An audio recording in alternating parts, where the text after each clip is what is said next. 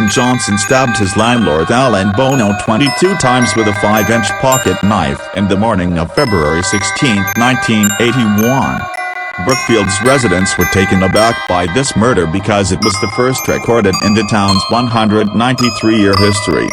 Arn was just another normal adolescent with no criminal record before this day. It was not an unusual crime. Someone became enraged, and an argument ensued. We couldn't have a simple, uncomplicated murder. Instead, the entire world descends on Brookfield, the Post was told by then Police Chief John Anderson. Arn called in sick from his job at Tritery Service in the morning and joined Debbie at the kennel, where she worked alongside her sister Wanda and Debbie's cousin Mary. Arn repeatedly punched a 5-inch pocket knife into Alan Bono's chest on a quiet day in February.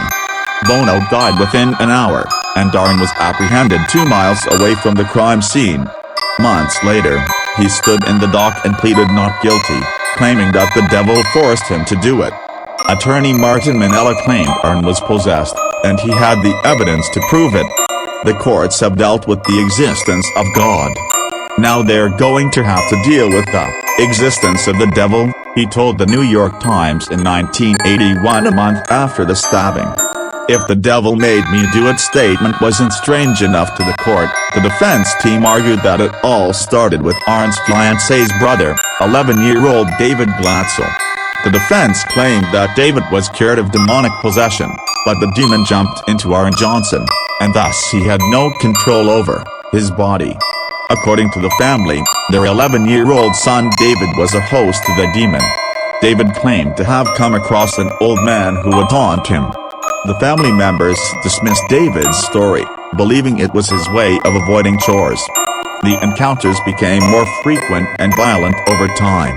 David would wake up in the middle of the night crying and describing a man with big black eyes, a thin face, jagged teeth with animal features, pointed ears, horns, and hooves, basically a demon.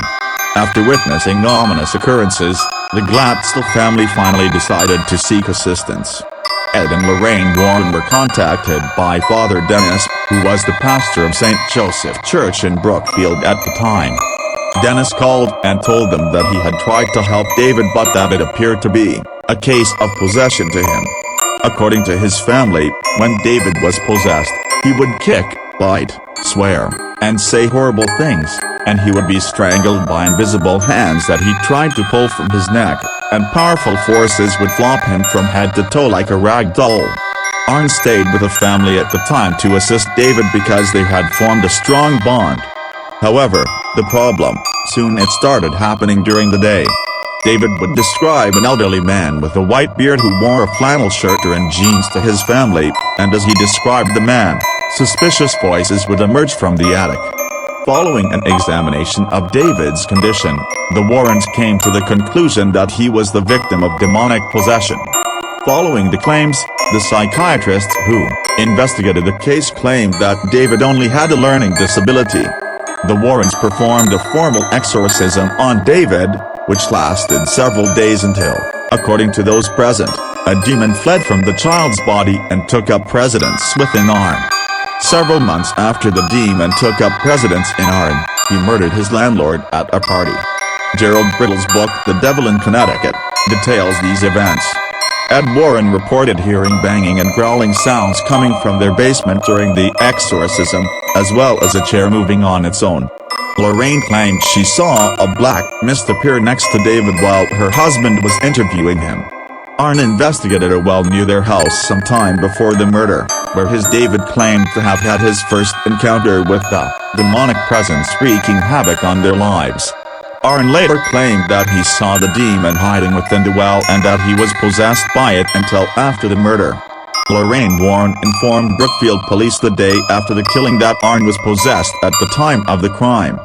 The trial began on October 28, 1981, in Connecticut's Superior Court.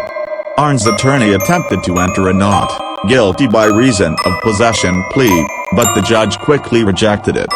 Martin even planned to subpoena the priests who allegedly attended the exorcisms, urging them to break with tradition and discuss the contentious rites.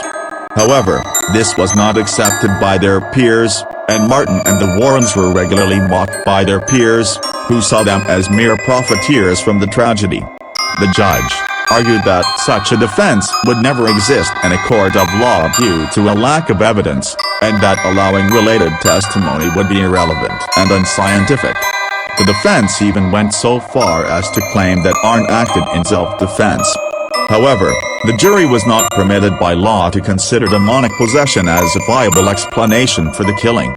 The jury deliberated for 15 hours over 3 days before convicting Arndt of first-degree manslaughter on November 24, 1981.